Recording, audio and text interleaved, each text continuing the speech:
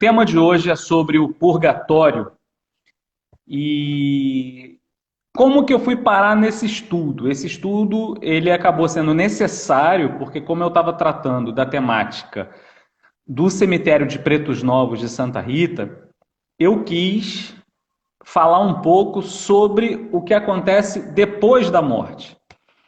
E isso é uma coisa assim de interesse meu pessoal, tá? Por um lado. Por outro lado, como eu estava trabalhando com a questão do cemitério, eu também precisava trabalhar com aquilo que gira ao redor do cemitério, ok? As pessoas elas são enterradas, mas o enterro, digamos assim, é o início dos procedimentos fúnebres. Porque, como eu falei numa live anterior, quando a pessoa morria, você precisa fazer a manipulação. A manipulação do corpo e a manipulação dos símbolos. A manipulação do corpo é o que a gente chama de ritual mortuário. Você prepara o corpo, você encomenda o corpo, você enterra o corpo. Posteriormente, você faz a manipulação dos símbolos. Isso é o que nós chamamos de ritual funerário. Ou seja, você faz uma série de celebrações nos dias subsequentes à morte daquela pessoa. Pode ser numa data que tem a ver com o próprio fluxo da natureza, então a gente pensa que o sétimo dia, o 28º dia, o ano, né? Você segue o ritmo da natureza para nesses momentos cíclicos de renovação você fazer a memória daquela pessoa.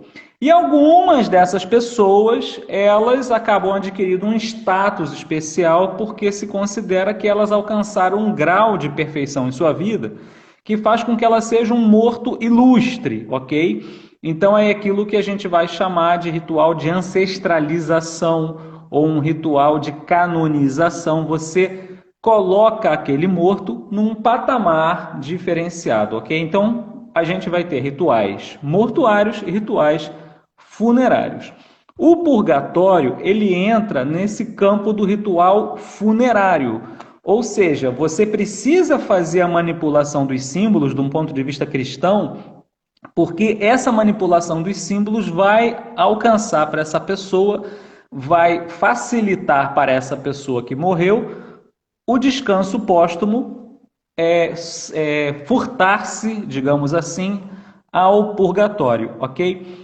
E uma coisa que era muito recorrente na faculdade, conversando com as pessoas, é a ideia de que o purgatório ele tinha um certo interesse, até, digamos assim, apologético, porque ele facilitaria um diálogo com os africanos, uma vez que tanto católicos quanto africanos têm veneração pelos defuntos, certo? No entanto, não estava muito claro para mim se haveria purgatório na concepção dos africanos que foram trazidos para o Brasil escravizados. Isso aí não estava nada claro. Então, foram esses os dois motivos. O meu gosto pelo assunto, em primeiro lugar, porque eu quis não apenas narrar a história do cemitério, mas também falar um pouco do que acontece depois da morte da pessoa escravizada. E, em segundo lugar, o motivo era porque o tema do purgatório era um tema muito vivo no período colonial e a manipulação dos símbolos funerários era importante. O purgatório faz parte importante desses rituais funerários, então era interessante falar dele também, tá bom? Então, muito bem. Colocado isso como introdução, vamos começar então aqui falando em primeiríssimo lugar. Eu dividi essa apresentação, vai ser bem técnica, tá? Em 8 itens. Então vamos ver o primeiro. O primeiro item é sobre a divisão das responsabilidades fúnebres. Quando uma pessoa morria no século XVIII, e bem, isso é até hoje, se a gente for pensar em termos de como que a Igreja Católica funciona, tá? Não é nenhuma novidade isso, mas é claro que talvez fosse algo assim um pouco mais cristalizado, um pouco mais aceito socialmente no século XVIII, porque todo mundo era católico. A pessoal dividia a responsabilidade fúnebre em 3 grupos. Havia primeiramente o clero, que tinha digamos assim, uma missão oficial, administrativa, de gerir a vida espiritual das pessoas. Então, o que cabia ao clero? Cabia ao clero fazia encomendação do corpo. Então a pessoa morria, tocava o sino da sua paróquia e o pároco fazia a encomendação do seu paroquiano, tá? Isso aí, digamos, é a regra básica. Ele vai fazer a encomendação antes da pessoa ser sepultada ali no cemitério da sua paróquia. Só que se a gente pensa no caso dos escravos, ou então a gente pensa mais especificamente no caso dos escravos novos, ou seja, dos recém-chegados, muitas vezes o que acontecia é que eram pessoas sem condição de serem enterradas. Não tinham condição econômica, no caso dos pretos novos, elas não tinham nem dono, ok? Não havia ninguém que as pranteasse, para dizer de algum modo, ok? Então o que acontece? Entrava aí um segundo tipo de agente funerário, que era aquela pessoa que, por misericórdia, que por caridade para com o morto, iria ao encontro daquela necessidade e daria o suporte que estaria faltando, tá? Então, nesse caso, uma irmandade leiga, que é a Santa Casa de Misericórdia, ela acabava entrando, no caso do Rio de Janeiro, para suprir essa deficiência. Então, o pároco faz a encomendação do corpo, porém o enterro vai ser feito pela Santa Casa de Misericórdia. Então, com isso, está resolvido o ritual mortuário, ok? Mas essa pessoa morreu e tudo bem, ninguém a pranteou ao morrer, mas uma vez morta, será que alguém vai lembrar dela? Então vem a questão da parte funerária, do ritual funerário. Será que alguém faz ritual funerário por ela? Então aí surge um outro grupo, um terceiro grupo, que é a Irmandade de São Miguel e Almas, ok? Ao longo do século XVIII e XIX, a Igreja Católica no Brasil ela foi regida por uma legislação canônica chamada Constituição I do Arcebispado da Bahia. Esse documento está disponível, o professor Everton, lá de Salvador, ele fez uma edição linda de morrer, capa dura, super legal. Também tem o PDF na internet, é super fácil da gente achar. Essa legislação eclesiástica, ela valeu no Brasil de 1707, né? Acho que é 7 ou 17, 1717 até 1899, tá? E ali está dito, está previsto que todas as paróquias do Brasil deveriam ter uma irmandade, conviria que tivessem uma irmandade de São Miguel e Almas. Por isso que quando vocês entram numa igreja antiga, podem reparar, sempre na entrada, de um lado ou do outro, às vezes ali do lado esquerdo, quando você entra, a primeira imagem que você vai encontrar é de São Miguel, tá? Porque geralmente era o altar feito pela Irmandade de São Miguel que estava instalado naquela igreja. É quase sempre assim. E uma outra dica que eu dou é que na balança que São Miguel carrega, se a igreja for do século XVIII, vocês vão ver que tem umas alminhas penduradas na balança, pesadas na balança. Nas igrejas do século XIX já não se colocava mais, é só a balança vazia, porque no século XIX entrou uma coisa assim meio de simplificação, não fazer nada que seja brega, kit, então o pessoal tirou os bonequinhos que ficavam representando as almas, tá? Ou seja, era uma devoção a São Miguel, mas o objetivo dela era sufragar as almas do purgatório, ok? De modo que a gente poderia se perguntar, mas espera aí, essa Irmandade de São Miguel, ela não estaria encarregada de oferecer sufrágios pelas almas dos seus próprios confrades?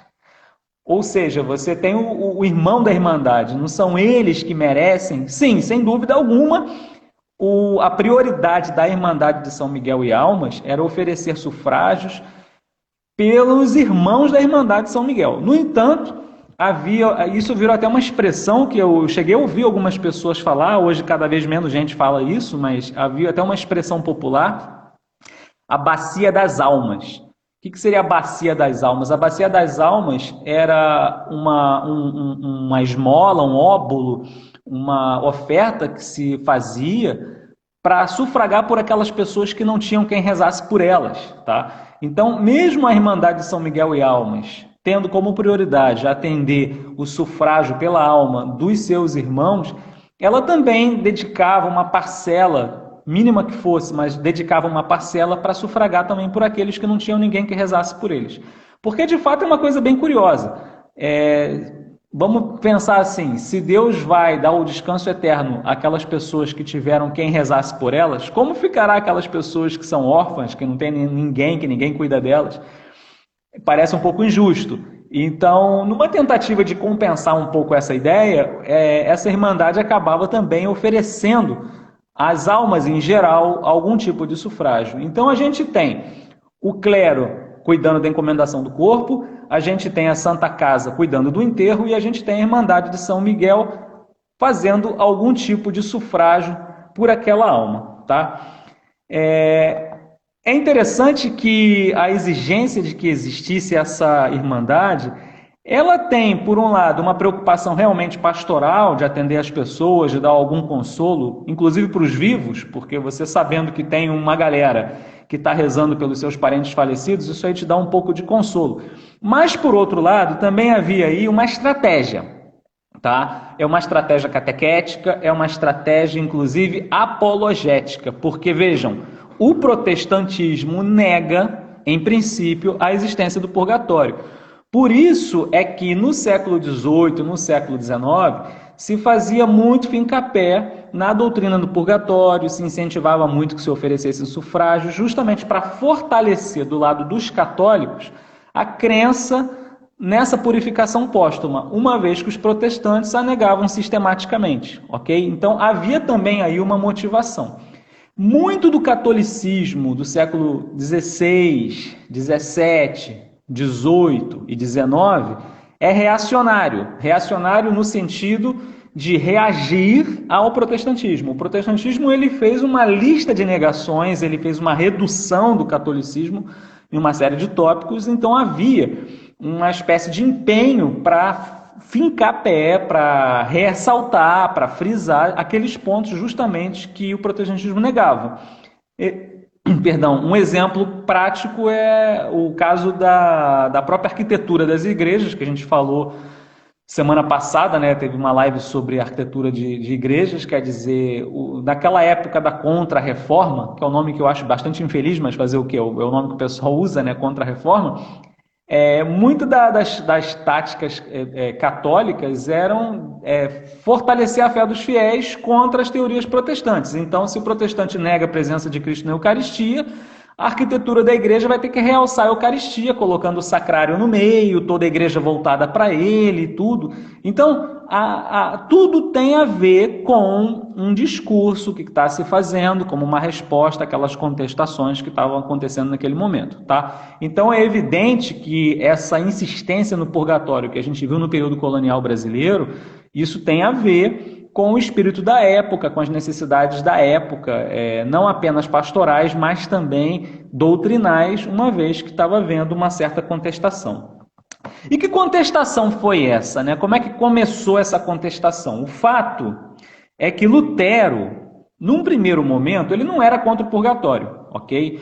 Quando Lutero começou a reforma em 1517, ele não estava falando nada sobre o purgatório, simplesmente ele começou a sua reforma contestando o modo como se sufragava, porque uma das formas de você sufragar as almas é você oferecer indulgências por elas, tá? Então, como estava havendo um certo tráfico de indulgências, ele foi em cima dessa simonia que estava embutida nisso. O que é simonia? Simonia é a venda de coisas sagradas. Então, se havia bispos que estavam vendendo indulgências, o Lutero partiu para cima. Num segundo momento, ele começa a duvidar do purgatório.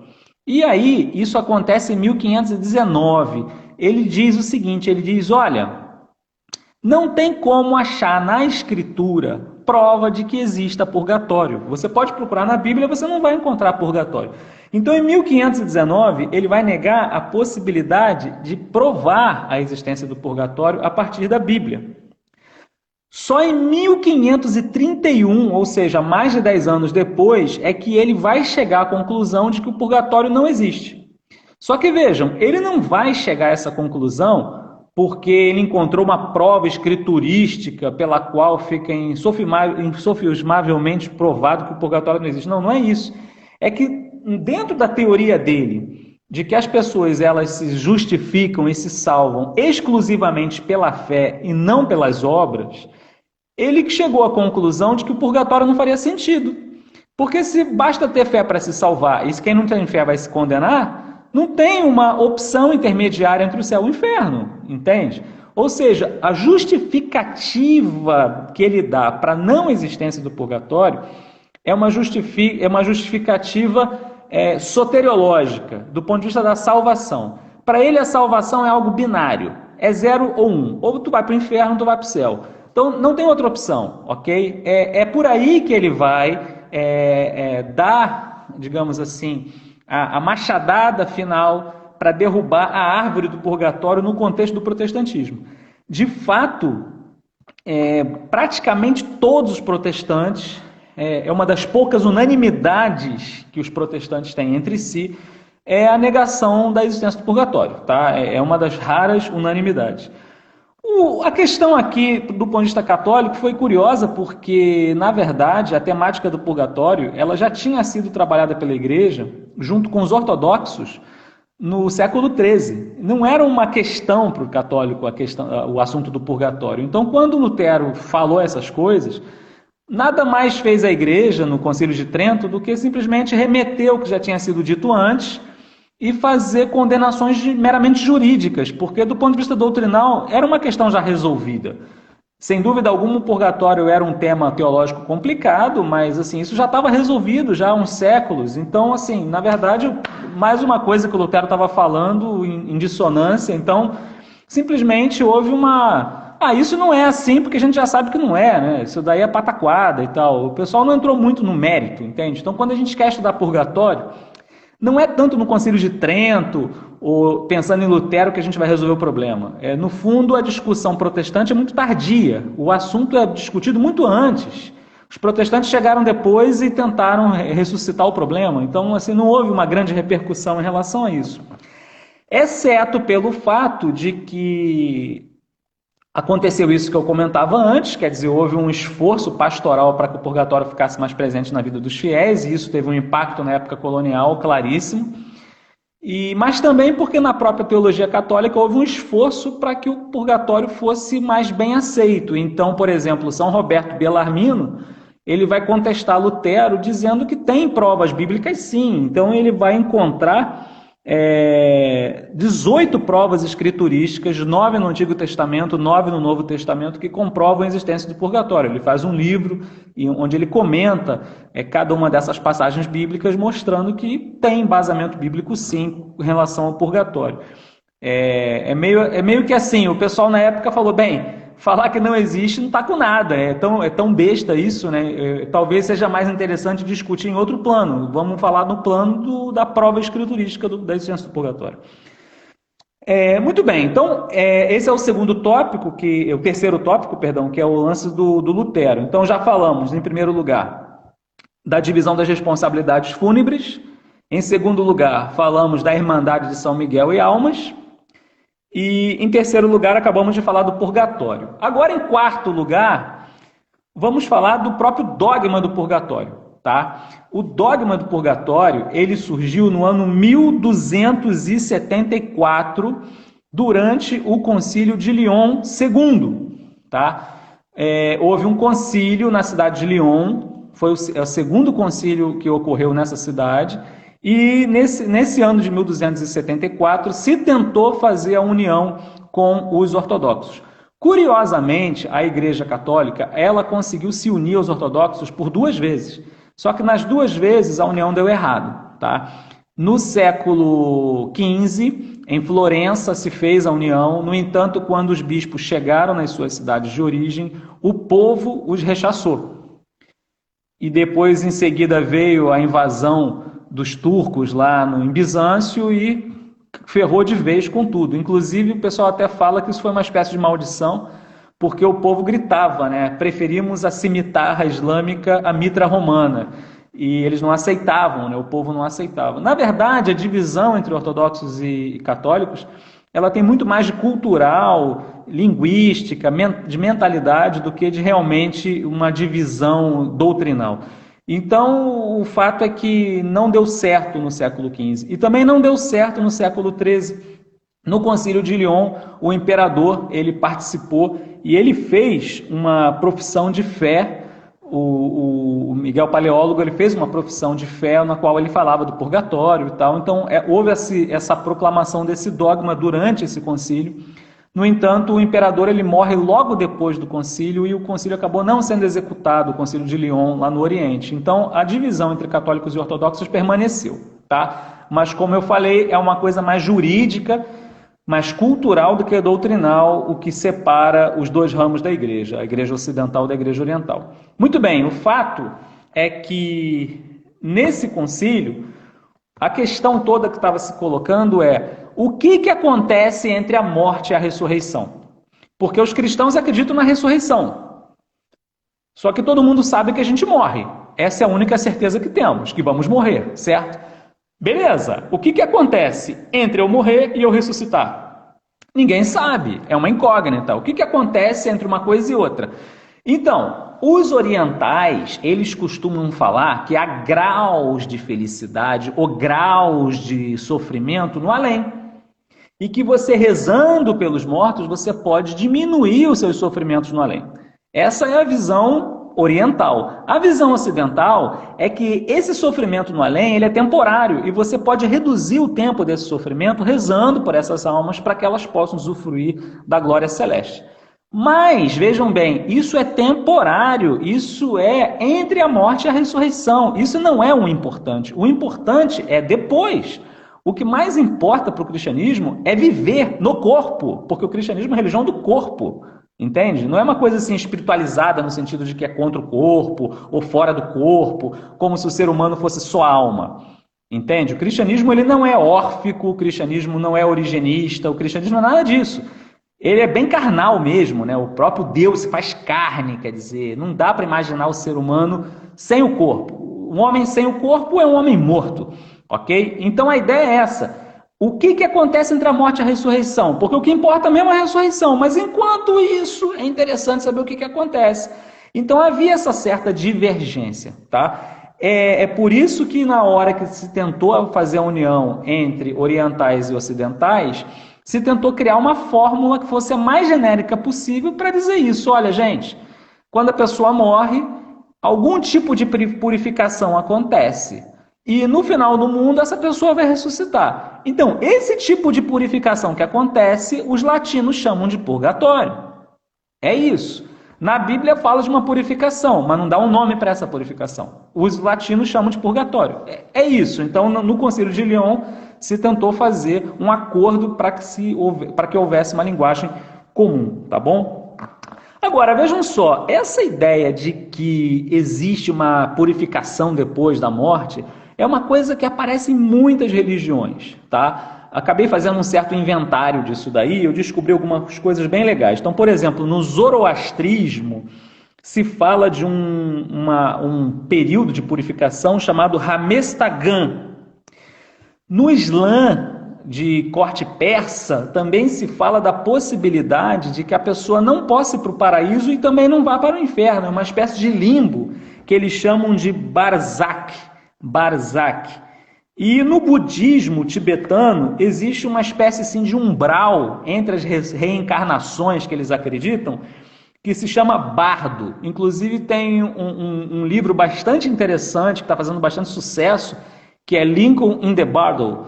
É um livro que fala do Abraham Lincoln e faz uma brincadeira com esse assunto do bardo. Tá? Então o bardo seria esse período intermediário entre uma reencarnação e outra, no budismo tibetano. O fato é que em todas essas concepções, o que a gente enxerga por trás? A ideia de que as pessoas não são totalmente boas e não são totalmente más. Na verdade, nós somos muitas vezes medíocres, nós somos muitas vezes medianos, ok? E a felicidade celeste seria algo muito grande para a gente merecer estar lá. Talvez o inferno fosse muito punitivo para a gente acabar indo para lá. Então, nós que somos medíocres, nós que somos medianos, acabamos tendo uma espécie de solução intermediária, medicinal, pedagógica, purificadora, para fazer com que a gente esteja pronto para a vida verdadeira. Um pouco essa seria a ideia que perpassa todas as religiões. É claro que Do ponto de vista cristão, a coisa não é tão simples assim, porque, na verdade, do ponto de vista cristão, a figura de Jesus Cristo é central e ele sempre vai estar na jogada. Ou seja, para o cristianismo, essa purificação nada mais é do que um encontro com o próprio Cristo. E o problema é que Cristo é um fogo devorador. Ou seja, bater de frente com ele, olhá-lo nos olhos, é um negócio assim que complica um pouco a vida da pessoa, entende? Então, a perspectiva cristã é que o purgatório ele é um encontro cristológico. E é nisso que vai ser diferente das concepções das outras religiões. Em geral, nas outras religiões, o purgatório é simplesmente uma sala de espera, como no caso do Islã. No caso do budismo, nada mais é do que um período entre uma reencarnação e outra. Lembra um pouco esse tal de umbral, daquele André Luiz, lá dos espíritas, que fala do nosso lar e tal, uma espécie de nosso lar, sabe? Não é isso no cristianismo. No cristianismo é um encontro com Cristo, um encontro que é purificador porque Cristo cauteriza, ele é um fogo. Aproximar-se desse fogo é muito arriscado. Então, diante da morte, o cristão ele é confrontado com esse Deus que é fogo. Isso é bem legal porque quando a gente lê a Divina Comédia, Dante descreve o inferno como um lugar gelado. E quando ele chega no céu, o céu ele chama de empíreo e é um mar de fogo. Quer dizer, é curioso porque parece o contrário do nosso imaginário atual, certo? Ele, quando se aproxima de Deus, ele se aproxima do fogo.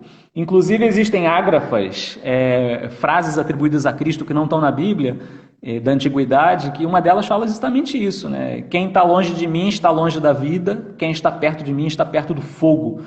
O próprio Cristo é o fogo devorador.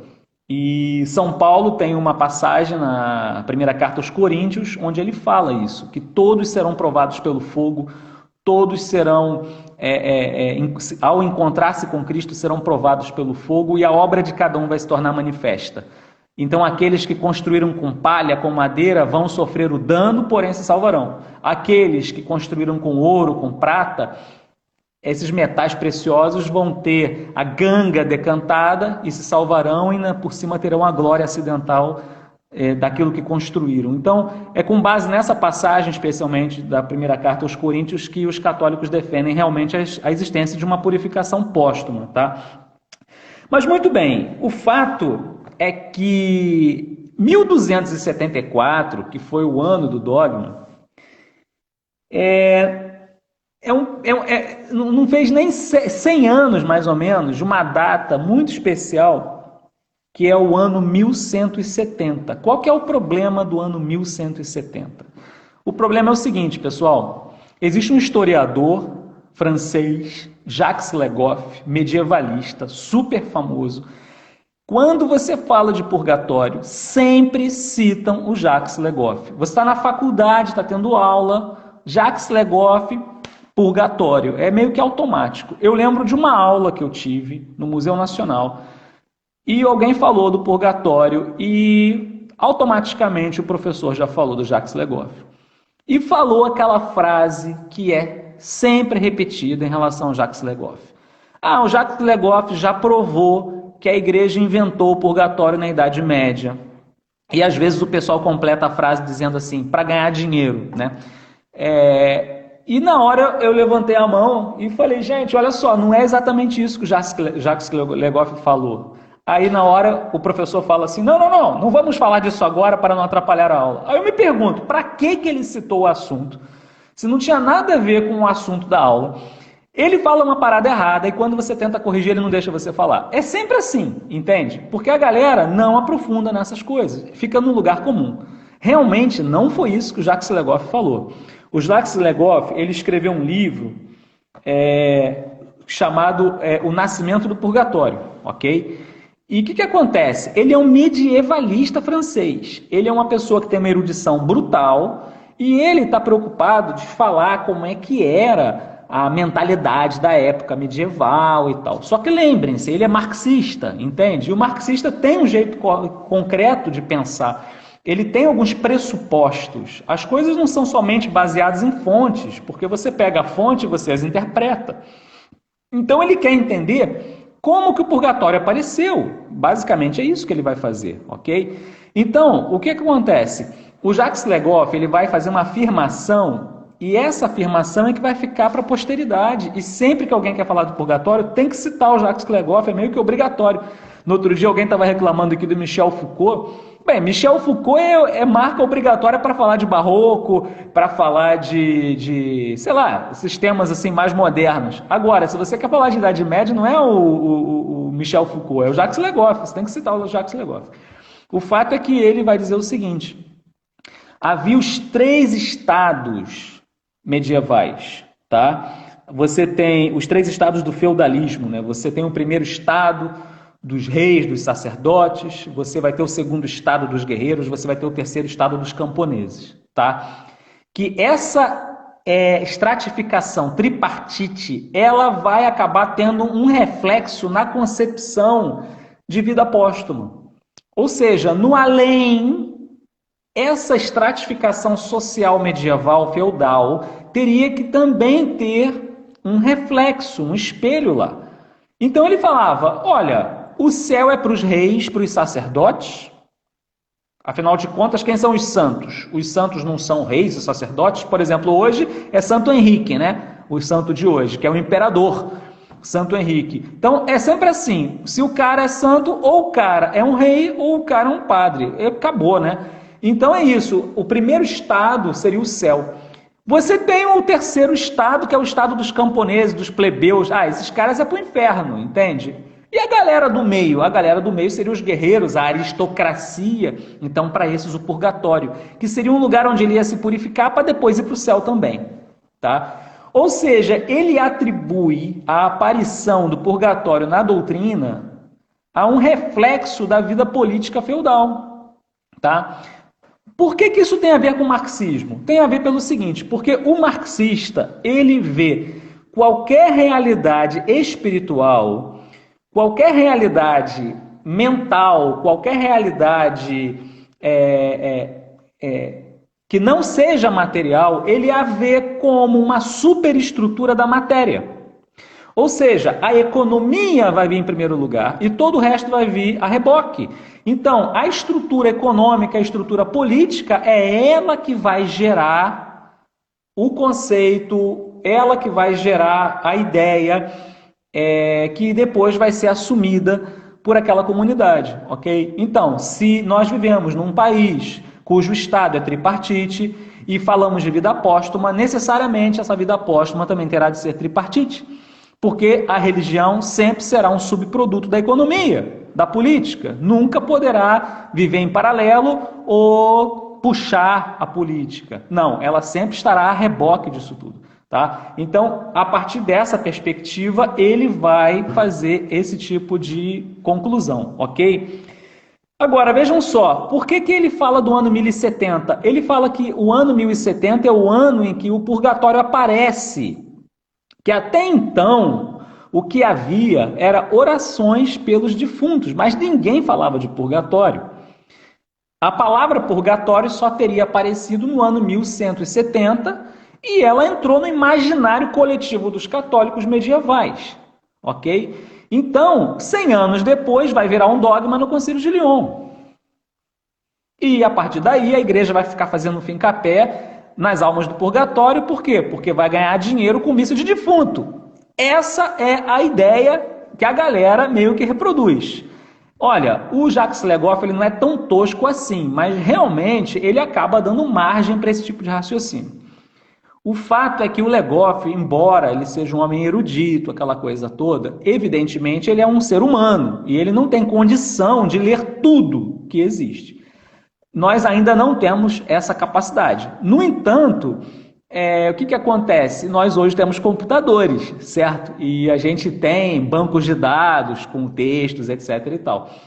Eu me dei ao trabalho, peguei com um amigo meu que está na Columbia University.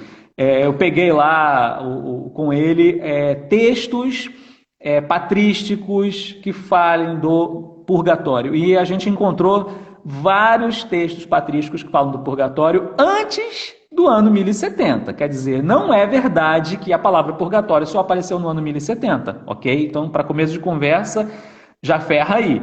A outra coisa é a seguinte: Pouco depois que o Jacques Legoff falou isso, veio um outro historiador, que é o Peter Brown, e o Peter Brown, ele puxou a brasa para a sardinha dele. Então, o que ele vai falar? Ele vai falar o seguinte, que a forma de enxergar a vida póstuma por parte da igreja, ela deve a sua origem ao direito celta.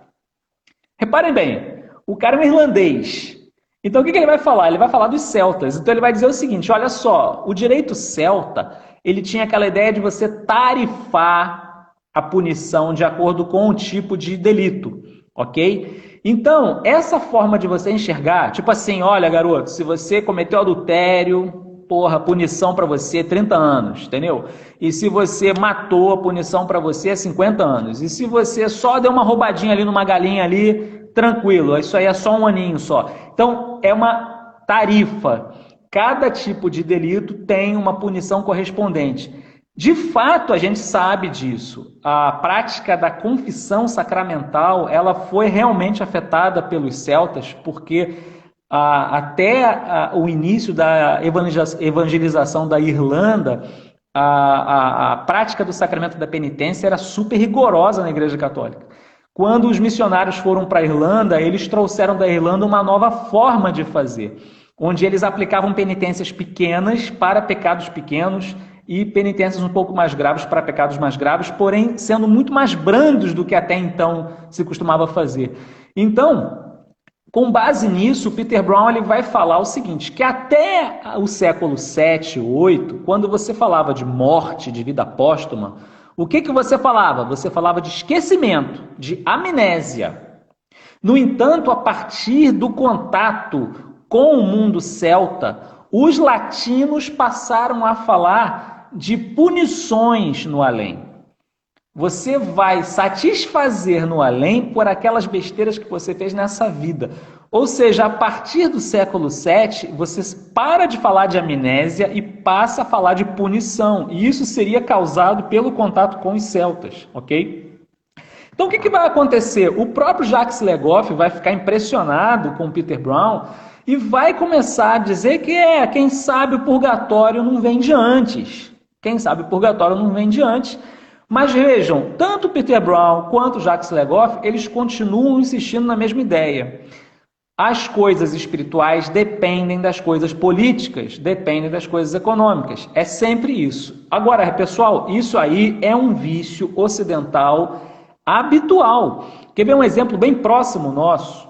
Quando o IPHAN foi criado, havia uma questão que era a seguinte, que prédios o IPHAN deverá tombar? O que é a verdadeira arquitetura brasileira?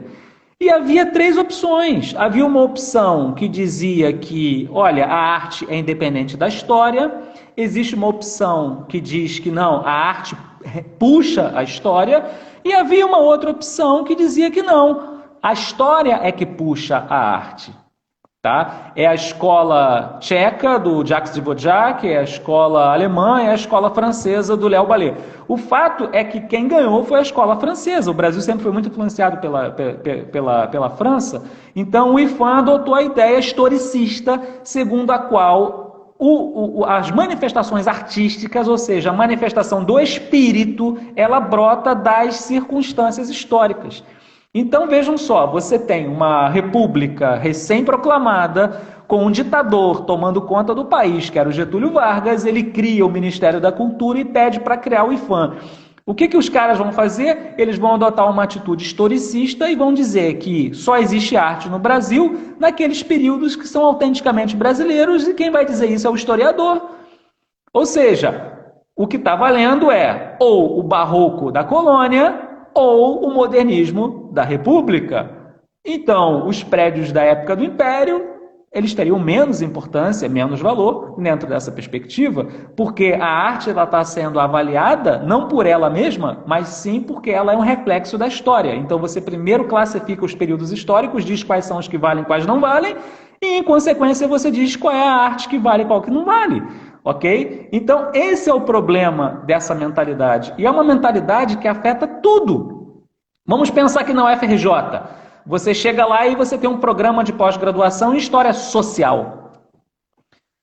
PPGIS, História Social. E aí você pensa, não existe história individual? A história tem que ser social. E aí que tá. Existe um grande historiador, Dominique Lacapra, que ele fala que os historiadores sociais, eles são duros. Os historiadores sociais, eles não permitem história das mentalidades, história das ideias. Entende? Se faz pouca história das mentalidades. Por quê? Porque o social sempre vem antes do espiritual. Entendeu? Então, assim, tem que tomar cuidado, porque o modo marxista de pensar enviesa a forma de abordar essas questões. Então, é evidente que você falar de purgatório é um negócio assim, pô, deve estar ganhando dinheiro, isso deve ter a ver com a situação da época. É por aí que a coisa vai, é por aí que a banda toca, tá bom? Muito bem. Vamos agora dar uma guinada aqui no nosso tema. Já falamos, então, recapitulando, falamos das responsabilidades fúnebres, falamos da Irmandade de São Miguel, falamos da atitude de Lutero com relação ao purgatório, falamos da definição dogmática do purgatório em Leão II, falamos sobre o Jacques Legoff, ok? E o Peter Brown. Então agora vamos falar de uma sexta coisa, que é sobre como que o purgatório se cristalizou na cultura cristã, tá? O que acontece? No judaísmo tardio, já se falava da necessidade de purificar as almas dos defuntos.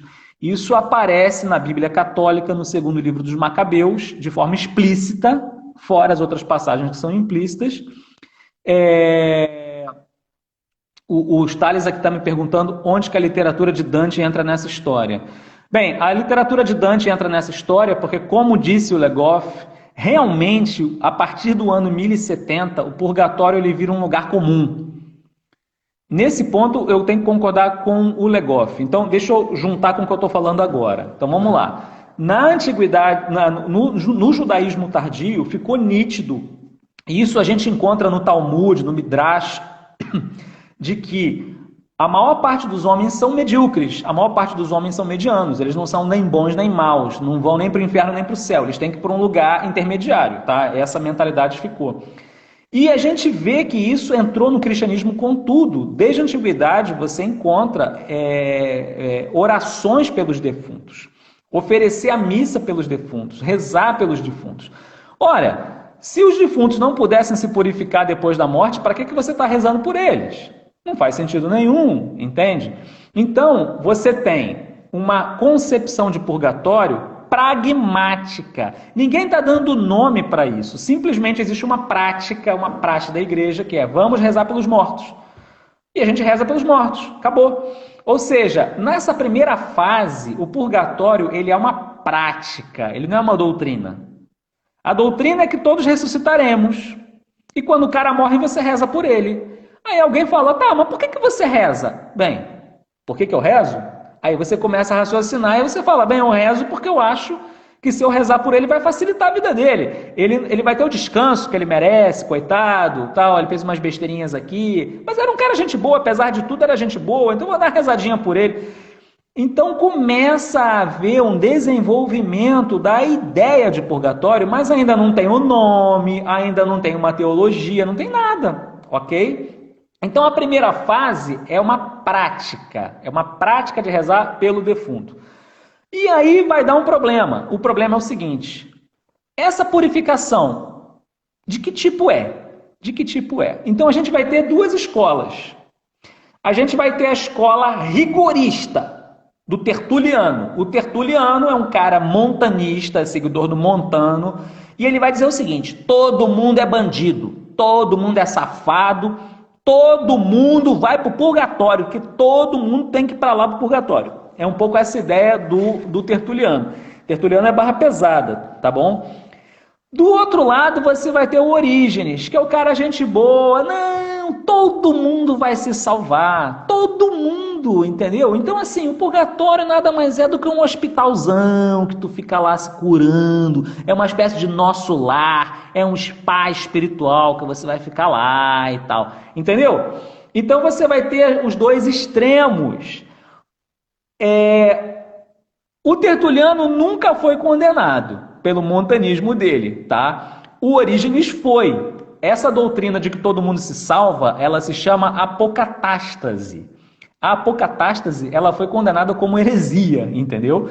Então vejam só, entre a apocatástase origenista, que é seguida pelos espíritas, tá? Os espíritas seguem o Orígenes, e o Allan Kardec, ele tem a cara de pau de dizer que os cristãos são origenistas, tá?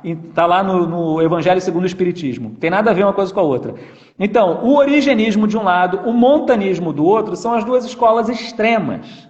E o que vai acontecer é que um inglês, São Beda, o Venerável, vai ser o cara que, com base em Santo Agostinho, que fala desse fogo purificador, desse fogo purgatorial, vai ser São Beda, o Venerável, que vai falar, olha, gente, nem apocatástase, nem uma espécie assim de purgatório indefinido, nem uma coisa nem outra. Na verdade, você se encontra com Cristo, você se purifica e você pode ir para o céu. Ele vai meio que fechar a doutrina do purgatório, e isso no ano 700, 500 anos antes do que o Jacques Legoff falou. Porque, na verdade, Jacques Legoff não leu tudo, ele não leu o inglês, o São Beda Venerável, entende? Então, claro, se o cara só estuda a França, só estuda coisa feudal e não consegue olhar para fora do umbigo, é evidente que ele vai errar, tá? Então, o fato é esse. Num primeiro momento, é uma prática de rezar pelos defuntos. Num segundo momento, é uma discussão teológica entre escolas. Num terceiro momento, já é uma verdade aceita, ok? Aí chega o Concílio de Lyon II e cristaliza aquela doutrina e se estabelece aquela doutrina como definitiva e, muito bem, e fixada.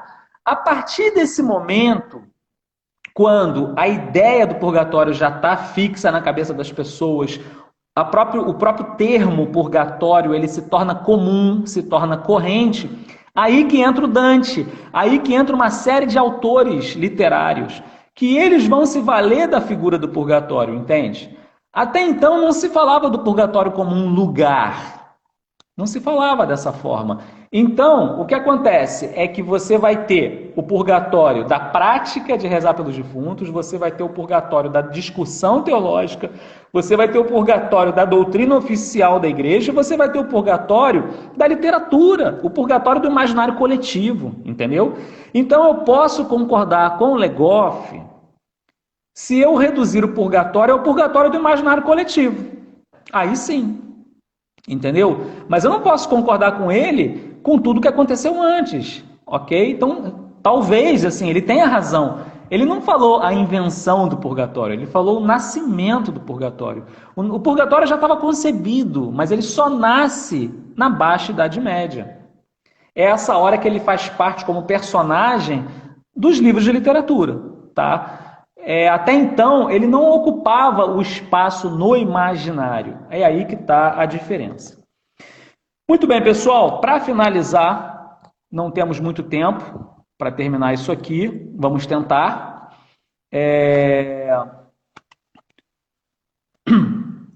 A gente tem a questão dos ancestrais que eu falava lá no início, tá? O fato é que há um ponto de contato entre a mentalidade africana das pessoas que vieram para o Brasil escravizadas e a mentalidade católica portuguesa que trazia aquelas pessoas para cá. Havia um ponto de contato que era a veneração pelos ancestrais, tá? No entanto, a concepção de vida póstuma realmente era diferente, tá? Numa visão cristã, a vida póstuma ela tem a ver diretamente com cada um dos nossos atos. Se a pessoa faz coisas boas, essa pessoa se salvará. Se essa pessoa faz coisas ruins, essa pessoa se condenará. Basicamente é assim do ponto de vista cristão. Do ponto de vista das religiões de matriz africana, não era muito por aí, não. A questão lá é que a ética africana era uma ética muito baseada na família, ou seja, a pessoa que realizou a família, a pessoa que levou a família para frente, a pessoa que cuidou da família, a pessoa que cumpriu o seu ciclo da vida, essa pessoa que que teve uma vida plena, essa pessoa eticamente é boa, ok? Ou seja, aquela pessoa que morre de modo prematuro, violento, de um modo misterioso, a pessoa que foi truncada na sua existência, que não levou para frente a sua família, essa pessoa está com problema, tá? Reparem que os romanos também falavam dos ancestrais. Lareira vem de lar, que é o nome do deus ancestral, é o fogo da família que você guarda dentro da casa. Os africanos tinham um pouco essa perspectiva. O ancestral é aquele meu antepassado que morreu bem. Eu faço um ritual de ancestralidade, ele meio que é canonizado e o seu espírito retorna para fortalecer a família, ok? Dentro das religiões de matriz africana, autenticamente africanas lá na África, não tem reencarnação. Reencarnação é coisa de francês do século XIX, entende? Não tem nada a ver. Então tem que tomar muito cuidado por conta do sincretismo, que acabou reinterpretando tudo isso. Quando se fala do retorno dos ancestrais, não está falando do retorno da alma dos ancestrais, está falando do retorno do espírito para fortalecer a família, ok? É bem diferente a entrada. Então, muito bem, o que acontece? O fato é que eles não têm apocatástase, eles não têm juízo, eles não têm ressurreição, não tem nada disso. Eles simplesmente têm essa perspectiva. Se o cara morrer mal, ele vai virar uma alma penada e vai ficar rodando por aí, e é melhor não se meter com ele, tá? Então, os ancestrais são os Egungun. Eles são gente boa. Agora, o problema é quem não virou ancestral. Esse pessoal daí é alma penada, então é problemático, tá? Os exorcistas católicos também falam de alma penada. Eles falam que existem almas do purgatório que ficam errando por aí e que em alguns casos de possessão aparecem almas penadas e tal. Tem esse negócio na perspectiva católica. Então, mais uma razão para o católico rezar pelas almas do que morrem para que não se tornem almas penadas, entende? Um cemitério de pretos novos é um lugar privilegiado para ter almas penadas, porque afinal de contas, todo mundo que está ali é gente que morreu sem deixar descendência, morreu de forma violenta. É um negócio um pouco sinistro, entendeu? Então é bem complicado. Então seria interessante realmente rezar por elas. Inclusive tem um professor da Rural, que é africano, numa palestra que eu assisti dele, ele falou exatamente isso, eu não tinha nem conversado com ele, ele falou para mim, eu vejo que aqui no Rio de Janeiro tem muitas almas penadas. Ele falou assim, na palestra dele. Então, muito bem. O fato, pessoal, é que o tempo acabou, eu não vou conseguir terminar, vai dar problema isso aqui. Eu só queria falar uma coisa para vocês, a gente tem que tomar muito cuidado com a linguagem de acomodação, e tomar muito cuidado com a ideia de que haveria incomensurabilidade entre culturas. O que eu quero dizer com essas duas coisas? Primeiro, a gente, por linguagem de acomodação, acaba misturando tudo. Atanuiaie, que é o retorno dos ancestrais, não é reencarnação. Na verdade, nem reencarnação é reencarnação, porque reencarnação é um neologismo do ano 1900, entendeu? Tem nada a ver, o nome certo é metempsicose, porque reencarnação é uma palavra que foi montada justamente para confundir, porque não é encarnar. Encarnar é o verbo se fazer carne. Quer dizer, a nomenclatura sobre o tema está muito contaminada, entendeu? E a galera usa a linguagem de acomodação, ou seja, sai falando as coisas sem fazer as distinções terminológicas e isso dá uma maior confusão. E a segunda coisa que eu falei para tomar cuidado é a incomensurabilidade entre culturas, que é uma coisa que a galera tem falado muito. Não, porque a matriz africana, independente, não pode estar contaminada com coisas ocidentais. Tem nada a ver uma coisa com a outra, porque está cheio de muçulmano lá, a gente sabe que eles tinham um monte de ligação com o Império Bizantino lá na África, e quer dizer, a gente sempre conviveu misturado mesmo. As culturas, elas são permeáveis mutuamente. Então, assim, um pouco essa ideia de que são universos completamente diferentes, absolutamente diferentes, isso é um grande exagero. Então, tem que tomar muito cuidado. Então, assim, eu acho que é legítimo fazer pontes entre mundos diferentes. Não vejo por que fazer distinções, assim, totalmente radicais. Eu acho que, sim, aqui na América, os europeus, eles viram no purgatório uma forma de fazer essa ponte com os africanos, ok? Embora a concepção de além não fosse a mesma, aquilo ajudava o diálogo, porque ambos estão referenciando os ancestrais e ao fazer o sufrágio pelos defuntos, de algum modo estão tentando consolar aquelas almas para que elas não se tornem almas penadas, entende? Então, assim, algo havia disso. E se não fosse isso, não haveria irmandades negras, entendeu? Montando as suas igrejas e tendo as suas irmandades lá de São Miguel e pedindo sufrágio pelos defuntos, tá? Então, realmente foi uma coisa que eles souberam absorver quando vieram aqui para a América. Eu podia falar bastante mais sobre esse assunto aqui dos ancestrais, mas infelizmente não haverá tempo. Eu acho que eu exagerei na dose, na quantidade de informação, mas eu dou a dica para vocês que na minha tese, no terceiro capítulo, eu falo do purgatório com calma, então tá tudo lá referenciado, com nota de pé de página. E galera, o tempo acabou mesmo, já está aqui contando os segundos finais. Agradeço muito a presença de todos, um grande beijo a todo mundo aí, grande abraço. E qualquer coisa, manda pergunta privadamente aqui no Instagram, tá bom? Falou, galera. Desculpa não poder responder mais. Abração para todo mundo. Beijo. Tchau, tchau.